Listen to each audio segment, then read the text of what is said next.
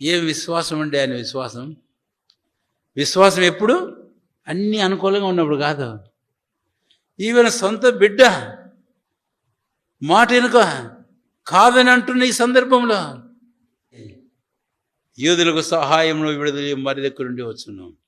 తన జీవముల దేవుని తన విశ్వాసం, తన నమ్మకం, ఇది మన జీవితంలో చాలా ప్రాముఖ్యమైనది.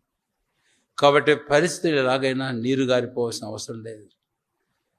దావీదు అంటాడు కీర్తన గ్రంథం 121 కొండల తట్టు కన్నులు ఎత్తుచున్నాను, నాకు సహాయము ఎక్కడి నుంచి వచ్చు అని. మళ్ళీ వెంటనే భూమి ఆకాశం సృజించిన యెహోవానే నాకు సహాయం.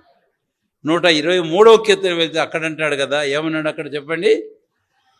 ఆకాశం దాసీనుడైన వాడా, నీ తట్టు నా కన్నులు ఎత్తుచున్నాను.